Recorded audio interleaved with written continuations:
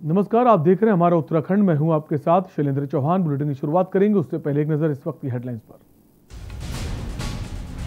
मुख्यमंत्री तीरथ सिंह रावत ने कोरोना के खिलाफ जंग को औद्योगिक समूहों से मांगी मदद। इस कड़ी में सीएम ने की कई नामी उद्योगपतियों से वार्ता। उत्तराखंड में रिकॉर्ड 7,783 नए कोरोना मामले आए सामने। 127 संक्रमितों की हुई मौत। 59,526 पहुंचा एक्टिव केसों का आंकड़ा। उत्तराखंड के 11 जिलों में 6 से 10 मई तक रहेगा पूर्ण कर्फ्यू। जरूरी सेवाओं को छोड़कर सब कुछ रहेगा बंद। सख्ती से कराया जाएगा नियमों का पालन। लखसर में पुरानी रंजिश को लेकर दो पक्ष आपस में भिड़े। ताबड़तोड़ गोलीबारी में 3 लोगों की गई जान। आधा दर्जन से ज्यादा लोग घायल। गांव को छावनी में किया गया तब्दील।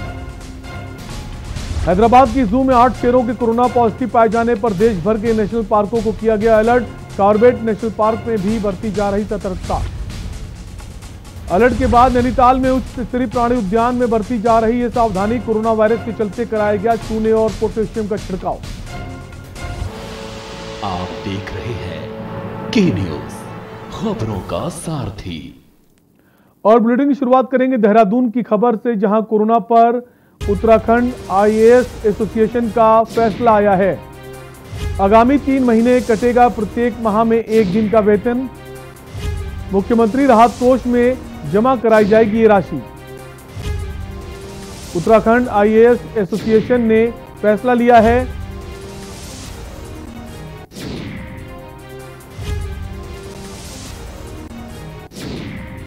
आगामी 3 महीने कटेगा प्रत्येक माह में 1 दिन का वेतन।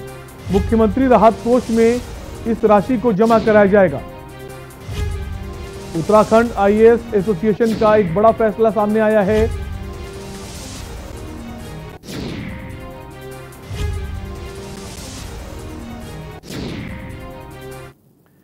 राजधानी देहरादून में कोरोना कर्फ्यू 10 मई की सुबह 5 बजे तक बढ़ा दिया गया है। इस दौरान पहले की तरह कई आवश्यक सेवाओं को कर्फ्यू से छूट रहेगी। हालांकि छूट के नियमों में कुछ बदलाव किया गया है। इस दौरान सार्वजनिक व निजी वाहनों का आवागमन और निरंजनपुर मंडी में आम लोगों का प्रवेश पूरी तरह प्रतिबंधित रहेगा। राजधानी में राशन की दुकानें अब 1 दिन छोड़कर ही खुलेंगी। हालांकि अति आवश्यक सेवाएं खुली रहेंगी। अब आम आदमी की एंट्री पर भी बंद की कर सिर्फ दुकानदारों को ही सब्जी मंडी में एंट्री मिल पाएगी। जैसे कोई आप इसको समझ लेना बस है।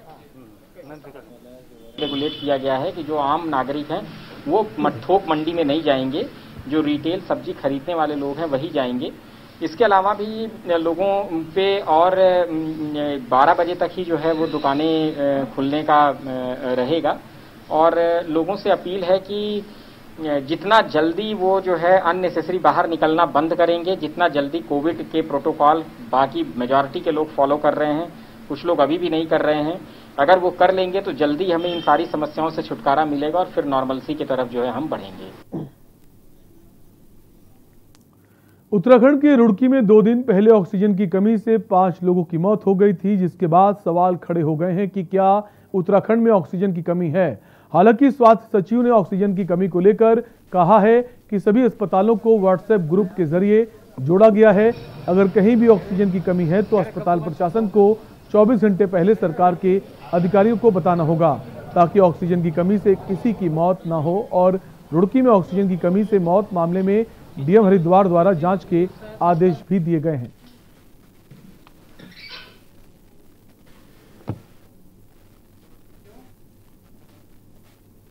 इसमें मैं अगेन आपके संज्ञान में लाना चाहूंगा कि हमारे ऑक्सीजन में हमारे राज्य में ऑक्सीजन की किसी प्रकार की कोई किल्लत नहीं है। जैसे मैंने आपको पहले बताया है कि 3 मेजर प्लांट्स हमारे राज्य में है। आईजीएल काशीपुर है और इसके साथ सेलाकुई हमारा लिंडे का प्लांट है एंड एयर लिक्विडे का प्लांट हमारा रुड़की में है। सो सफिशिएंट ऑक्सीजन हमारे पास है। और ऑक्सीजन के मैनेजमेंट में मैंने अगेन आपको पहले भी बताया था, हमारे नोडल ऑफिसर्स लगे हैं जिनके अंतर्गत हर डिस्ट्रिक्ट के जीएमडीआईसी प्लस अन्य टास्क फोर्स इसमें लगाई गई है। एक व्हाट्सएप ग्रुप भी है जिसमें सारे हॉस्पिटल्स भी हमारे लगातार प्राइवेट हॉस्पिटल्स भी उस व्हाट्सएप ग्रुप में है एंड किसी प्रकार की इंफॉर्मेशन यदि आती है तो उस पर तत्काल कार्रवाई की जाती है। रुड़की के कलियर क्षेत्र के इमली खेड़ा में ऑक्सीजन गैस न दिए जाने की सूचना पर ऑक्सीजन प्लांट पहुंचे कलियर विधायक फुरकान अहमद और प्लांट के एमडी के बीच किसी बात को लेकर नोकझोंक हो गई। इसके बाद विधायक समर्थकों ने प्लांट पर हंगामा शुरू कर दिया। मामले की जानकारी एएसडीएम रुड़की और कलियर पुलिस मौके पर पहुंची। पुलिस ने जैसे तैसे मामले को शांत कराया। विधायक फुरकान अहमद ने बताया कि उन्हें शिकायत मिल रही थी कि गैस प्लांट में स्थानीय व्यक्तियों को गैस नहीं दी जा रही, लेकिन प्लांट के एमडी अनावश्यक ही इसको लेकर आक्रामक हो गए। फिलहाल एएसडीएम पूर्ण सिंह राणा ने हंगामा कर रहे समर्थकों को शांत कर मामले को निपटा दिया है।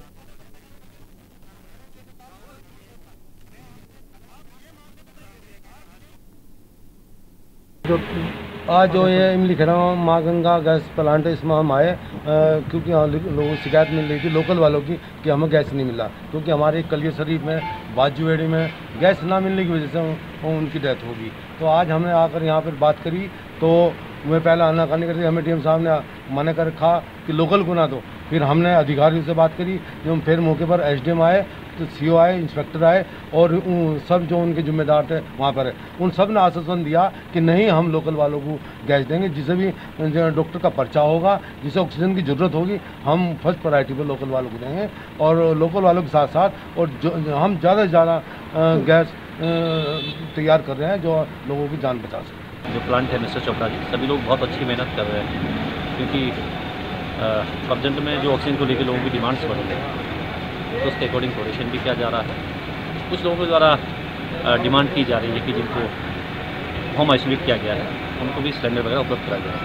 तो उसके लिए क्लियर गाइडलाइन है जो डीएम सर ने इंस्ट्रक्शन दिए हैं कि उसमें उनका पॉजिटिव रिपोर्ट रहेगा एंड डॉक्टर का उसमें राइटिंग में रहेगा कि उनको ऑक्सीजन सिलेंडर की आवश्यकता है और ऑक्सीजन लेवल कम है। इसके अलावा उनके एक ID कार्ड रहेगा, तो उसको जो आदमी प्रोवाइड करवाएगा उनको प्रोवाइड करवाए जा रहे हैं ऑलरेडी सिलेंडर, और आगे भी फ्यूचर में प्रोवाइड करवाए जाएंगे। जहां देश कोरोना वायरस की महामारी से जूझ रहा है, वहीं निजी अस्पताल जमकर मनमानी कर रहे हैं और मरीजों को गिद्ध की तरह लूट रहे हैं। संकट की घड़ी में जहां हर कोई एक दूसरे की मदद कर रहा है, वहीं निजी अस्पतालों मदद करना तो दूर बल्कि मरीजों को कमाई का जरिया बनाकर मनमाने तरीके से पैसा वसूल कर अपनी जेबें भर रहे हैं।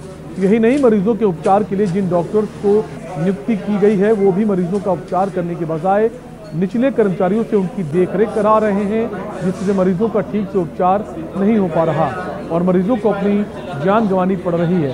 यही नहीं, जिन मरीजों को सरकारी अस्पताल से रेफर किया गया, काशीपुर में इस तरह के मामले सामने आने के बाद हरकत में आए प्रशासन ने कई अस्पतालों में छापेमारी की, जिसमें एक निजी अस्पताल के विरुद्ध मुकदमा भी दर्ज किया गया है। कंप्लेंट्स रिसीव हो गए कि हॉस्पिटल से बहुत ज़्यादा स्तर पे चार्जेस लिए जा रहे हैं और केयर कुछ नहीं दी जा रही है। इसी के कारण गवर्नमेंट के रूल्स एंड दिशा निर्देशन पे ये कार्रवाई की गई और ये फिजिकली वेरीफाई किया गया कि इनको एक्चुअली कितनी बिलिंग की जा रही है और जो पेशेंट एडमिट है वो एक्चुअली एडमिट है क्या, और उसमें कुछ डिफरेंसेस भी पाए गए। ये देख रहे हैं कि मरीज की पूरी निगरानी, पूरा ध्यान रखा जा रहा है और ऊपर से गाइडलाइंस में जो इन लोगों को शुल्क दिए गए कि इस शुल्क के हिसाब से इनसे चार्ज किया जाए, और इसमें ये लोग मनमानी तरीके से इन लोगों से बिलों को पैसा लिया जा रहा है। जैसे कि सिर्फ ऑक्सीजन सप्लाई के लिए अगर 10-12 हज़ार रुपये का ये गवर्नमेंट ने, सरकार ने रेट निकाला है, तो इनकी वसूली 20-25 हज़ार रुपये हो रही है। तो इस टाइम पे सीओ साहब हमारे साथ इसी चीज़ों में देख रहे हैं, सब लोगों के बिल चेक हो रहे हैं किस तरीके से कि मतलब इन लोगों का भुगतान लिया जाए, जिससे कि आम जनता को ज़्यादा पैसों का भुगतान ना करना पड़े। और यहाँ वक्त है एक ब्रेक का, जल्द लौटेंगे, आप बने रहिए हमारे साथ।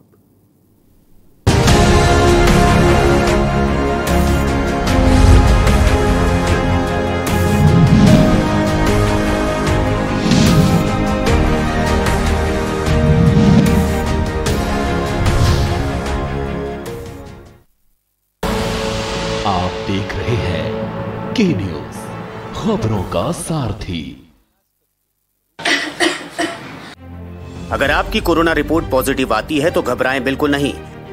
जब तक डॉक्टर न कहे तब तक आपको अस्पताल में भर्ती होने की भी जरूरत नहीं, क्योंकि आपके घर पर हो सकता है आपका सही और सुरक्षित इलाज। डॉक्टर की सलाह पर दी गई होम आइसोलेशन किट में रखी दवाइयां समय समय पर लेते रहें। आपको ऑक्सीजन के लिए जरा भी पैनिक होने की जरूरत नहीं। यदि 90 से नीचे ऑक्सीजन का सैचुरेशन आता है तभी हॉस्पिटल का रुख करें। आपको घबराने की जरूरत नहीं है, कई कोविड के मरीज घर पर रह करके स्वस्थ हो चुके हैं। ऑक्सीजन लेवल 94 से कम होने पर भी घबराए नहीं। आप घर बैठे www.ghbr.in www.esanjeevaniopd.in पर डॉक्टर से सलाह ले सकते हैं या हेल्पलाइन 104 पर कॉल कर सकते हैं। याद रखें, अधिकतर कोरोना संक्रमित लोग घर पर ही ठीक होते जा रहे हैं। अपना हौसला बनाए रखें। कोरोना को है हराना तो बिल्कुल नहीं है घबराना। सुबह के लिए उड़ चला गैरों की ज़मीं पर, खुशबू अपने पन की ढूंढता। दूर कितना भी जा, इस जुबान से दूर ना जा पाओगे। विमल, बोलो जुबान केसरी। आप देख रहे हैं के न्यूज, खबरों का सारथी।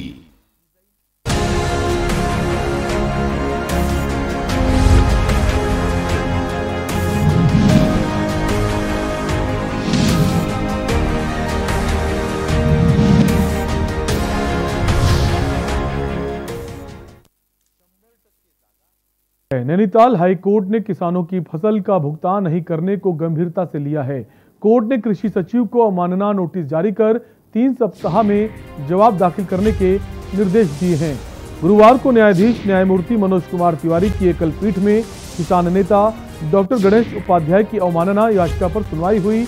याचिकाकर्ता के अनुसार उनकी जनहित याचिका पर सुनवाई के दौरान सरकार ने हाई कोर्ट में हलफनामा दिया था कि किसानों को धान व गेहूं का भुगतान 48 घंटे से लेकर 1 हफ्ते के अंदर कर दिया जाएगा। न्यायालय ने कृषि उपज के त्वरित भुगतान के आदेश दिए थे।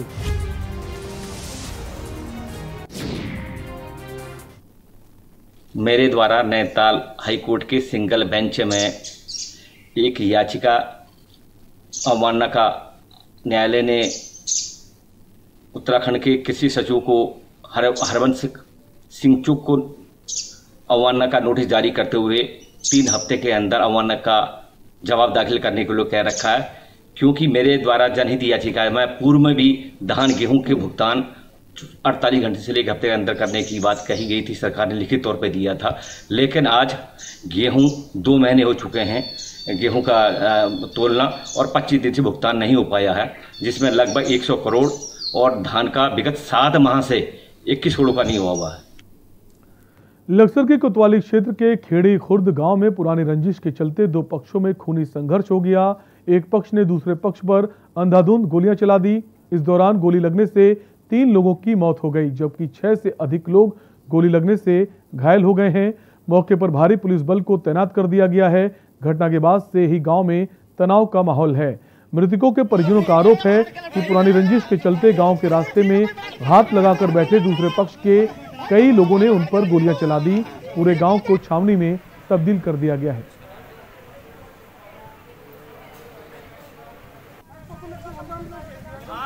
नहीं ऐसा हो रहा, मैं घबराया, मैं तो कुछ बता भी नहीं पाएगा। मेरा तो नौजवान लड़का था, वो इन्होंने पर ही मार दिया।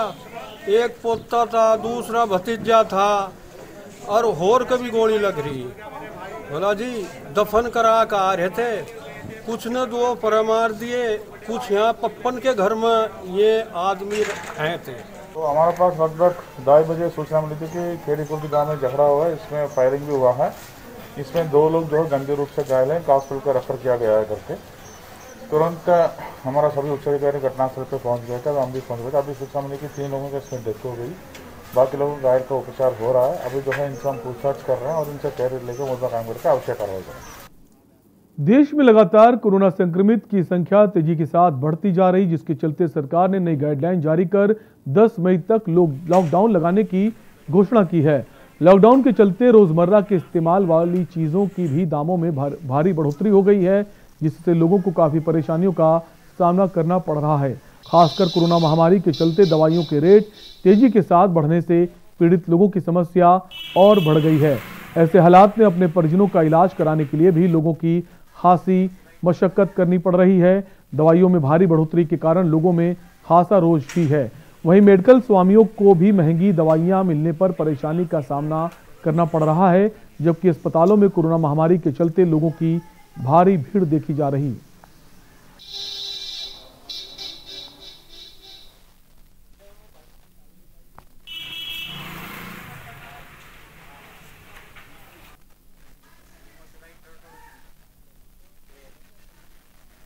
पड़े हैं जैसे एंटीबायोटिक्स, पैरासीटामोल, और ये बढ़े इसलिए हैं कि रॉ मटेरियल ही ऊपर से महंगा हो गया है और 15-20 दिन से लोडिंग, अनलोडिंग, ट्रांसपोर्टेशन ये सब महंगे हो गए हैं। कोविड की ये जो तेज़ लहर आई है 1 अप्रैल से, तभी से लगभग दवाइयों के रेट काफ़ी आसमान छू रहे हैं। जैसे पैरासीटामोल है, ये भी काफ़ी महंगा हो गया है और एंटीबायोटिक के भी काफ़ी रेट हैं। मेडिकल स्टोर पे कस्टमर जाता है, उसे MRP से भी ज़्यादा दवाई मिल रही है। राजधानी देहरादून में 4 दिन का कर्फ्यू बढ़ाया गया है। पुलिस द्वारा शहर भर में चेकिंग की जा रही है। कर्फ्यू के दौरान अस्पताल और अति आवश्यक वस्तुओं की खरीदारी के लिए छूट दी गई है।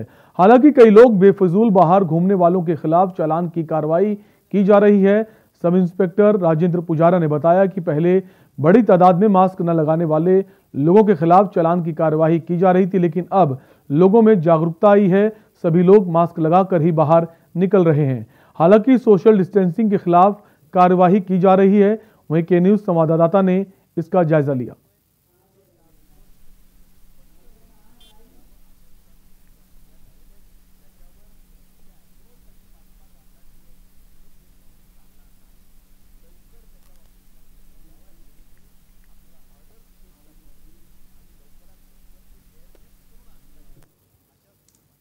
नैनीताल के उच्च स्तरीय प्राणी उद्यान में सावधानी बरती जा रही है। कोरोना वायरस का असर जू के जानवरों पर ना हो, इसके लिए चिड़ियाघर में बने सभी बाड़ों की रेलिंग और सभी स्थानों में चूने और पोटेशियम का छिड़काव किया गया। इसके अलावा पशु पक्षियों की देखभाल के लिए भी पुख्ता इंतजाम किए गए हैं। उच्च श्रेणी प्राणी उद्यान नैनीताल का एक मुख्य पर्यटक स्थल है और यहाँ कई प्रकार के उच्च स्तर पर पाए जाने वाले जीव जंतु के दीदार करने के लिए भारी संख्या में पर्यटक पहुंचते हैं। जू प्रशासन द्वारा प्राणी उद्यान में जानवरों के बाड़ों में दूर रहने की हिदायत दी गई है। तो वहीं जानवरों की सुरक्षा के मद्देनजर सप्ताह में 2 दिन पूरे जू को सैनिटाइज किया जा रहा है और पशु पक्षी देखभाल करने वाले कर्मियों की पीपीई किट और पूर्ण रूप से सैनिटाइज होने के बाद ही बाड़े में प्रवेश किया जा रहा है।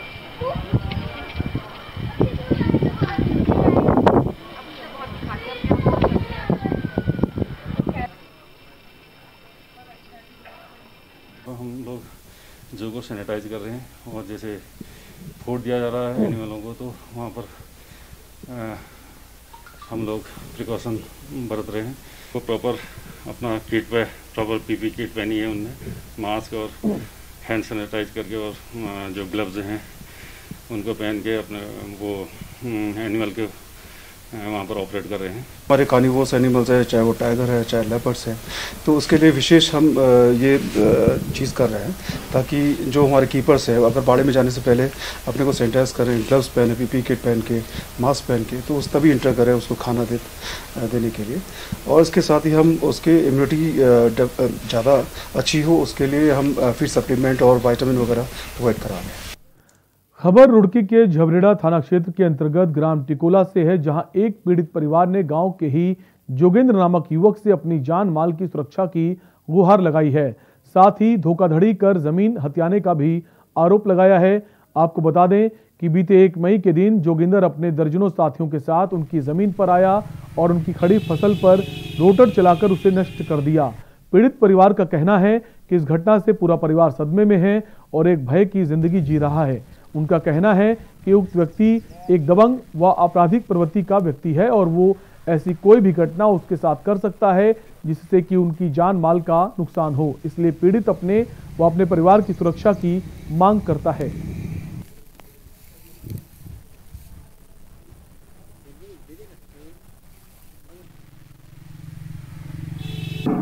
गाँव के यह जोगिंदर प्रधान पवन सिंह सर, उन्होंने मेरी 1 बीघे ज़मीन देने की तय हुई थी। उन्होंने हमारा कर्जा जमा करने के लिए बोला था सर। उन्होंने हमारा कर्जा भी जमा नहीं कराया। वो हमारा कर्जा अब छूट में आया था जमा करके 1 बीघे की जगह 6.25 बीघे का बनाव करवा लिया सर, और उसका धोखाधड़ी से दाखिल खारिज करा लिया, हमें बिना पता लगे। और सर उसमें दाखिल खारिज कराया गया और सर अब दबंगई से कब्जा लेने आ गया सर। और मेरे खड़ाए गेहूँ उसमें खड़ी फसल थी सर, गेहूँ की वो बह दी सर। क्या दबंग आदमी सर जबरदस्ती सर, और भी 10-20 लोगों को लेकर सर हथियार बंधाया वहाँ और मारे गेहूँ बैठ गए सर। और यहाँ रुकेंगे और छोटे से ब्रेक के लिए फौरन लौटेंगे। आप देख रहे हैं के न्यूज, खबरों का सारथी। अगर आपकी कोरोना रिपोर्ट पॉजिटिव आती है तो घबराएं बिल्कुल नहीं।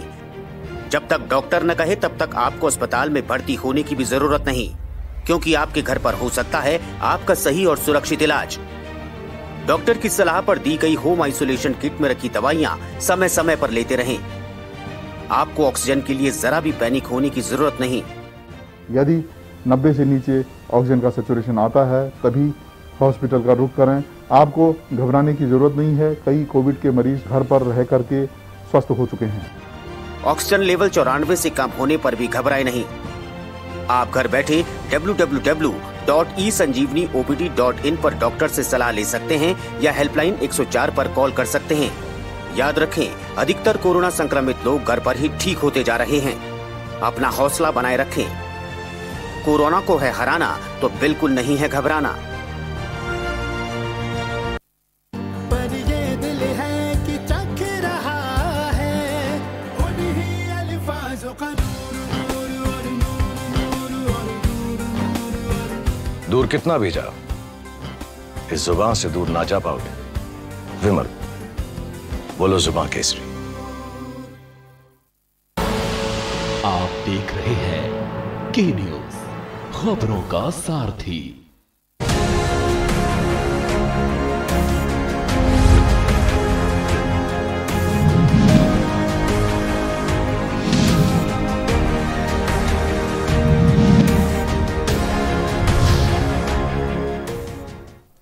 ब्रेक के बाद एक बार फिर आपका स्वागत है। खबर चंपावत से है, जहां जिले के सूखी ढांग क्षेत्र में गैस सिलेंडर की भरी कैंटर से एक मारुति कार की टक्कर हो गई, जिससे कार बुरी तरह क्षतिग्रस्त हो गई।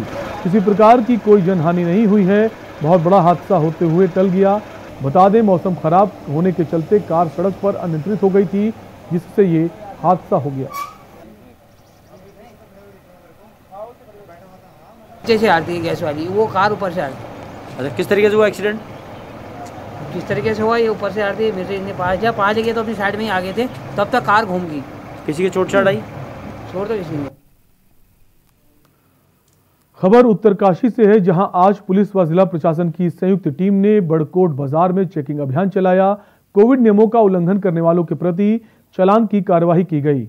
कोविड-19 के संक्रमण को कम करने व आम जन को कोविड के प्रति जागरूक करने एवं कोविड नियमों का पालन करवाने हेतु पुलिस अधीक्षक उत्तरकाशी के दिशा निर्देशन में आज चतर सिंह चौहान, उप जिलाधिकारी बड़कोट, अनुज पुलिस अधीक्षक बड़कोट एवं दिगपाल सिंह कोहली, प्रभारी निरीक्षक बड़कोट द्वारा संयुक्त रूप से बड़कोट बाजार में चेकिंग अभियान चलाया गया। चेकिंग के दौरान कोविड-19 नियमों का उल्लंघन करने वालों, मास्क न पहनने, नियमित दूरी का पालन न करने आदि के प्रति चालान की कार्यवाही की गई।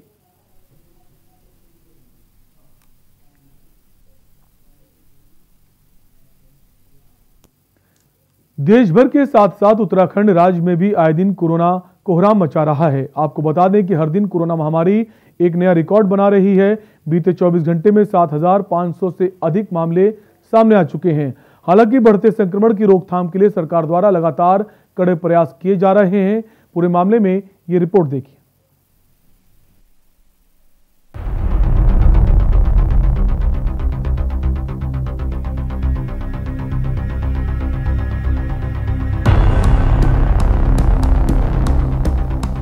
बढ़ते मामलों पर सरकार द्वारा लगातार कोविड कर्फ्यू की अवधि को बढ़ाया जा रहा है, लेकिन इन सब के बावजूद भी सरकार का हर प्रयास विफल साबित हो रहा है। और यही कारण है कि आए दिन रोजाना कोरोना की एक नई तस्वीर सामने आ रही है।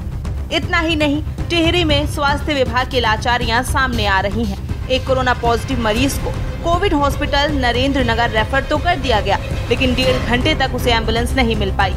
एम्बुलेंस की उम्मीद में मरीज अस्पताल के बाहर सड़क पर बैठा रहा। इस पूरे मामले से यह समझना आसान है कि अस्पतालों में कोविड मरीजों के लिए व्यवस्था का आलम क्या है, ये साफ दिखाई दे रहा है। संक्रमण की चेन को तोड़ने के लिए एक बार फिर से राज्य सरकार द्वारा कोविड कर्फ्यू की अवधि को बढ़ा दिया गया है। देहरादून, हरिद्वार और ऊधम सिंह नगर में आगामी 10 मई प्रातः 5 बजे तक कोविड कर्फ्यू की अवधि को बढ़ाने पर सहमति बनी है। इतना ही नहीं, जिलों में अब परचून की दुकानों को भी अल्टरनेट दिन पर खोला जाएगा। एक और सरकार ने नई गाइडलाइन जारी की, तो दूसरी ओर विपक्ष ने सरकार के इन प्रयासों को नाकाम बताया। कांग्रेस का कहना है कि सरकार द्वारा एक बार फिर कोविड कर्फ्यू की अवधि को बढ़ाया गया, लेकिन ऐसा करने से संक्रमण की चेन नहीं तोड़ी जा सकती।